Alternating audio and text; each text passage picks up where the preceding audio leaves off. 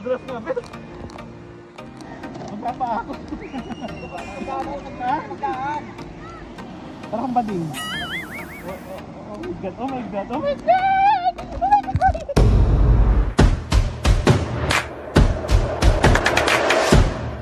Hello mga karep, na-miss nyo ba ako? Charot. Na-miss ko din mag-video-video mga karep. Busy kasi kaya madalang na din ako makapag-vlog mga karep.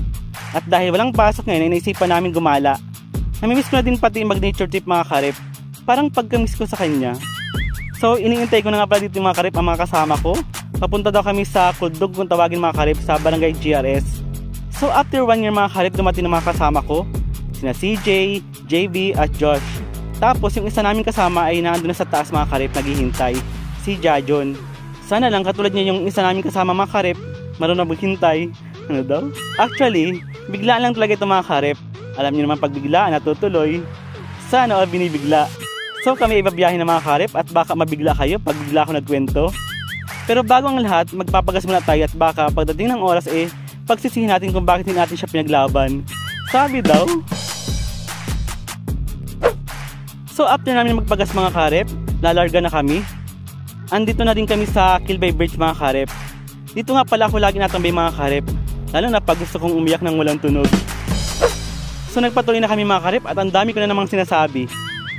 Kay CJ nga pala ako mangkas mga karep. Tapos kahit hindi kami magkaintindihan wagas pa din ang chismisa namin mga karep.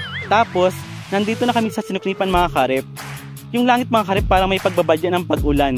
At ayun na nga mga karep, hindi nga ako nagkamali. After namin makalampas sa sinuknipan bumuhos na ang ulan. Pero diretso na daw kami mga karep, hindi na kami sisilong kasi maliligo din naman kami doon sa Kuldog. Fast forward na natin mga karep, nandito na kami sa GRS. Huminto muna kami saglit para bumili ng water. May dala din kasi kaming pastil mga karep, bili namin sa bayan.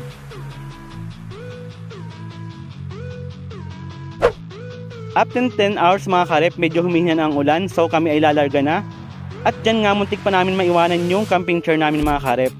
Buti nakita ko, matutulad sana siya sa akin na iniwan na lang basta. Sabi daw.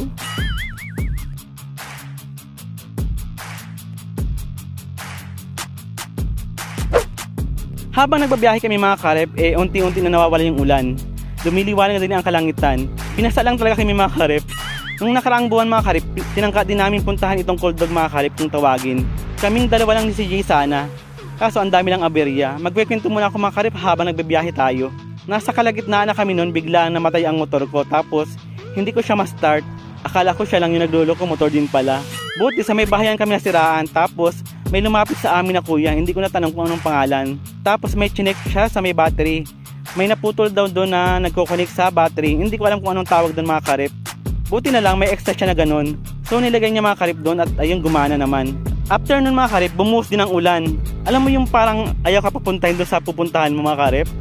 Tapos nagsilong muna kami, maya-maya tumigil na din yung ulan. Ang problema naman din pala namin ay yung gas kasi hindi kami nakapagpagas doon mga karep. Sabi ni kuya, balik daw kami ng konti at mayroon daw nagtitinda ng gas doon sa may unahan. Tapos si CJ na lang bumili mga karep. Pagbalik ni CJ, natumba naman siya. Maski hindi naman madulas yung daan, nadulas siya. Ewan kung anong nangyari. Sabi ni kuya, huwag na daw kami tumuloy kasi baka daw sign yun. Kung anong sign. Buti nakinig kami mga karep sa kanya kasi malapit na kami sa highway. Nagloko ulit yung motor mga karep. Nag-wild siya. Ganyan ako minsan wild. Yung nagsasalili siya mga karep umandar. Yun pala mga karep, yung carburetor daw ay nagkalas. Kung tumuloy siguro kami mga karep noon, tapos nag-wild habang nasa biyahe kami, baka kung ano nangyari. Yun lang. Sobrang layo pa nito mga karep. Yung daan, puro pataas, puro pababa. Spaghetti yarn. Pero ang ganda ng mga tanawin dito mga karep. Nakaka-relax. Kahit malayo na ako sa kanya. Tapos nagtanong muna kami dyan mga karep. At baka mali na yung pinupuntahan namin. Baka mapunta kami sa maling tao. So tama naman daw mga karep. Diretso lang daw kami.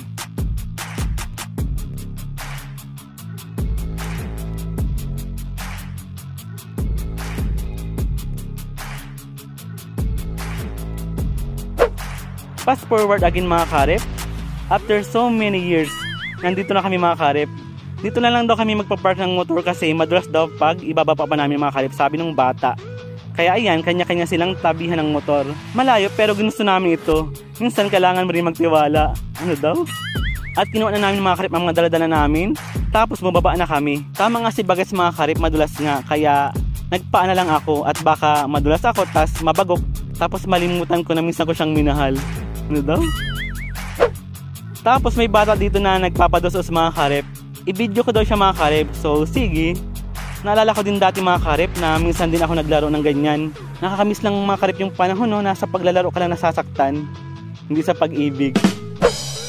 So dahil nga umulan mga karip ng bongga kanina ay iba ang kulay ng tubig dito mga karip. Kulay 3-in-1 Kopi ko Blanca. Baka naman Kopi ko Blanca.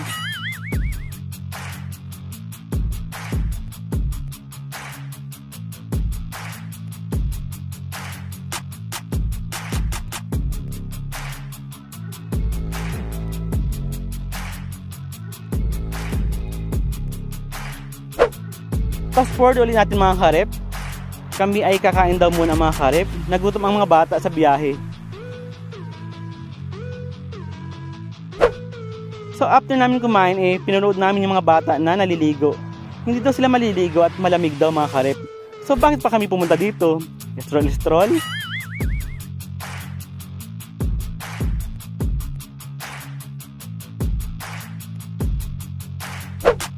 At dahil hindi man sila maliligo mga karip, kami pala ay magpipicture na lang daw kami mga karip.